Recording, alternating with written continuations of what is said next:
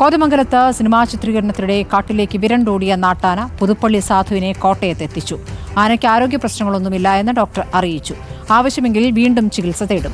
ഭയപ്പാടിലായിരുന്ന ആനയെ മെരുക്കിയ ശേഷം ചങ്ങല ഉപയോഗിച്ച് ബന്ധിച്ചാണ് ഇന്ന് രാവിലെ കാടിന് പുറത്തെത്തിച്ചത്. വിജയ് ദേവരകൊണ്ട നായകനാകുന്ന തെലുഗു ചിത്രത്തിന്റെ ഷൂട്ടിങ്ങിനിടെ ഇന്നലെയാണ് ആന കാട് കയറിയത്. വി ആർ പ്രവീണ വിവരങ്ങളുമായി. പ്രവീണ, കാട് കയറിയ ആനയെ നാട്ടിലേക്ക് തിരിച്ചെത്തിച്ചു. ഇപ്പോൾ കോട്ടയത്തേക്ക് സാധുവിനെ എത്തിച്ചിരിക്കുകയാണ്. സാധു ആരോഗ്യവാനാണ് അല്ലേ? സ്മൃതി, ആനപ്രേമികളുടെ പ്രിയപ്പെട്ട ആനയാണ്. പേരുപോലെ തന്നെ സാധു എന്ന പുതുപ്പള്ളി സാധു. എന്തായാലും നിലവിൽ ആരോഗ്യ പ്രശ്നങ്ങളൊന്നുമില്ല. കുത്ത് പലതവണ കിട്ടിയെങ്കിലും അതിന്റെ ആരോഗ്യ പ്രശ്നങ്ങളോ എന്തെങ്കിലും ക്ഷതങ്ങളോ ഏറ്റിട്ടില്ല എന്നുള്ളത് വനം വകുപ്പും അതുപോലെ തന്നെ വെറ്റിനറി ഡോക്ടറും ഒക്കെ സ്ഥിരീകരിച്ചിട്ടുണ്ട്. എന്നിരുന്നാൽ കൂടിയും ഓടിക്കയറി ഒരു രാത്രി മുഴുവൻ ഒറ്റപ്പെട്ടു നിന്നു തുടങ്ങിയ പ്രശ്നങ്ങളുണ്ട്.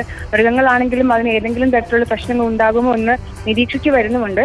നിലവിൽ സാധു പാപ്പാന്മാരുടെ എല്ലാ ചിട്ടവട്ടങ്ങൾക്കും വഴങ്ങി നിൽക്കുന്ന ഒരു ആനയായാണ് കാണുന്നത്. നിലവിൽ പ്രത്യേകം ക്രമീകരിച്ച ആംബുലൻസിൽ കയറ്റി കോട്ടയത്തേക്ക് എത്തിച്ച പുതുപ്പള്ളിയിൽ എത്തിച്ച ആന അവന് സ്ഥിരമായി കെട്ടുന്ന ആ പുരയിടത്തിൽ തന്നെ അവനെ ഇപ്പോൾ കെട്ടിയിട്ടുണ്ട്. മറ്റ് പ്രശ്നങ്ങളൊന്നുമില്ല. വെള്ളം കൊടുത്തു, ഭക്ഷണം കൊടുക്കുന്നുണ്ട്, അതെല്ലാം കഴിക്കുന്നുമുണ്ട്. പാപ്പാന്മാരുടെ എല്ലാ നിർദ്ദേശങ്ങളും സാധു അനുസരിക്കുന്നുമുണ്ട്.